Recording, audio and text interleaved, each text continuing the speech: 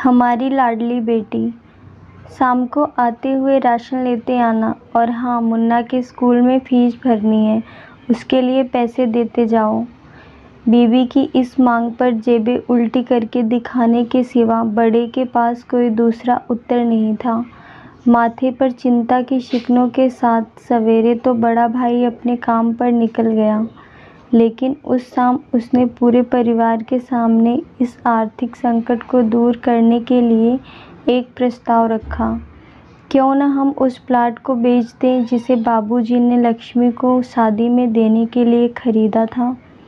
बेटी को दी हुई चीज़ वापस नहीं मांगते, पाप लगता है।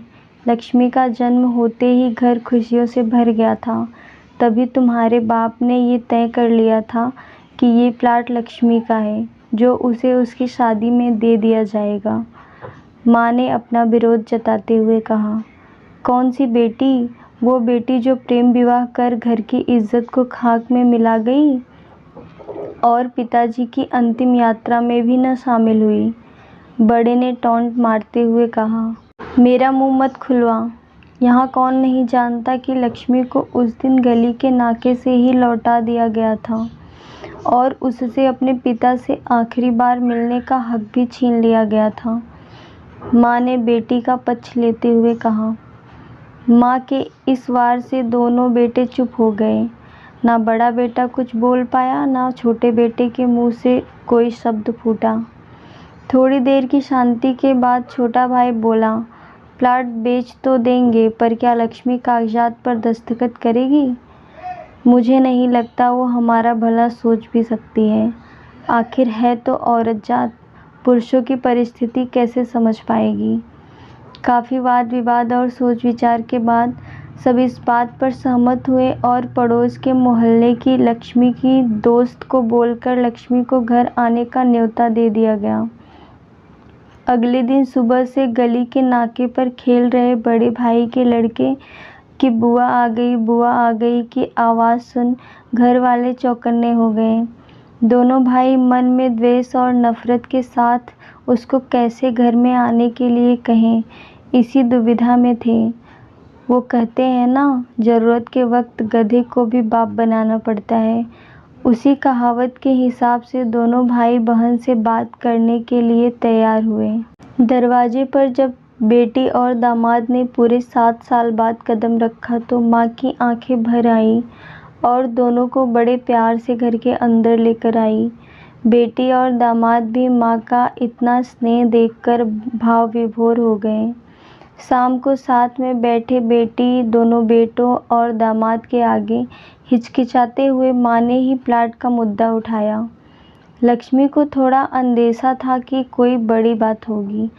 लक्ष्मी उसी दिन से ये सोच रही थी कि ऐसी क्या बात हो सकती है कि जो खड़ूस भाई उसे बाप का मुंह भी दिखाने के खिलाफ थे, वो अचानक इतने कैसे पिघल गए। लेकिन अब उसको सारी बात समझ में आ गई।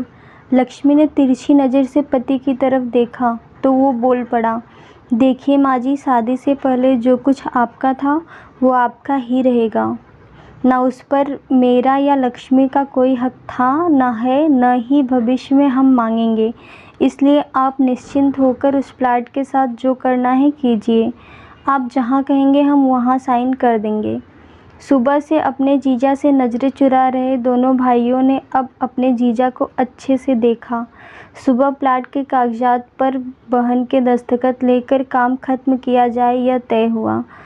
सब इस मीटिंग को ख़त्म कर उठ ही रहे थे कि टीवी पर अनाउंसमेंट हुआ कि आने वाले 21 दिनों तक देश में लॉकडाउन लगाया जा रहा है। लक्ष्मी के पति ने फ़ोन पर बात करने के बाद कहा, अब हम क्या करेंगे लक्ष्मी?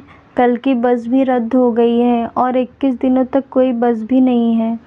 हम तो फंस गए। इस खबर से दोनों भाई बहुत निराश हो गए, क्योंकि एक तो उनकी आमदनी कम थी और 2 लोगों का और खाने पीने का बोझा बढ़ गया था। लेकिन माँ अंदर ही अंदर खुश थी, क्योंकि इतने बरसों बाद घर वापस लौटी बेटी इसी बहाने कुछ दिन आराम से उसके साथ रह पाएगी। दोनों भाई छूटक सब्जी और फल बेचा करते थे। कुछ दिनों में ही लॉकडाउन के चलते और कोरोना वायरस के चलते लोगों ने उनसे सब्जियां और फल खरीदने बंद कर दिए। पहले से खराब उनकी आर्थिक स्थिति और ज़्यादा खराब होने लगी और वह मन ही मन लक्ष्मी के कदमों को अशुभ मानने लगे। बहन और जीजाजी से उनकी यह हालत छुपी नहीं थी। लक्ष्मी के कहने पर उसके पति ने दोनों भाइयों की सब्जी और फल की रेहड़ियों पर लोहे की राड और जालियां फिट कर दी। बाजार जाकर दोनों के लिए कैप, हाथों के दस्ताने और थोक के भाव से सब्जी और फल खरीद लाए। दोनों की रेहड़ियां अच्छे से तैयार कर फल और सब्जियां ढक कर दोनों भाइयों को टोपी और दस्ताने देकर जीजाजी ने उनसे कहा, एक बार इस तरह से धंधा करके देखो, शायद आपका मुनाफा बढ़ जाए। थोड़ी आनाकानी करने के बाद दोनों भाइयों ने जीजाजी के समझाए अनुसार धंधा शुरू किया। 2-3 दिनों बाद ही कोरोना से घबराए लोग अब ढकी हुई फल और सब्जियां और दस्ताने और सेफ्टी का ध्यान रखते बेचने वालों से ही फल और सब्जियां खरीदने लगे। इस तरह समझदार दामाद की वजह से धीरे धीरे दोनों भाइयों का धंधा अच्छा चलने लगा और उनके घर का गल्ला जो पहले खाली हो रहा था अब धीरे धीरे भरने लगा। माँ जैसे अपने मरे हुए पति से मन ही मन संवाद साधने लगी। देखो जी, आपकी लक्ष्मी सच में लक्ष्मी है। उसके पाँव घर में पड़ते ही घर खुशियों से भर रहा है। दोनों भाइयों की आंखों में पहले जो गुस्सा था उसकी जगह अब शर्म ने ले ली थी। वह मन ही मन सोचते थे, क्या गलत किया था बहन ने जो हमने उसके साथ इतना बुरा सलूक किया। शादी ही तो की थी और शादी करने से पहले हमें बताया भी तो था। हम ही थे जो उसे स्वीकार नहीं कर पाए। दोनों भाइयों के मन में द्वेष और नफरत धीरे धीरे क्वारंटीन हो गए। 21 दिन बाद जब दीदी और जीजाजी प्लाट के कागजात पर साइन करने जाने लगे तब दोनों भाइयों ने उन्हें रोक लिया और उनसे माफ़ी मांगते हुए वो पेपर्स उन्हें देते हुए बोले, शादी के वक्त हमने आपको कोई तोहफा तो दूर की बात है, आपका हक भी नहीं दिया, लेकिन अब इस प्लाट को स्वीकार कर हमें प्रायश्चित करने का एक मौका दीजिए। सभी की आंखों में खुशी के आंसू आ गए और माँ ऊपर देखकर बोली, देखा, आपकी लाडली ने आज फिर हमारा घर खुशियों से भर दिया। दोस्तों, आपको ये कहानी कैसी लगी कमेंट बॉक्स में अपनी राय ज़रूर बताइएगा।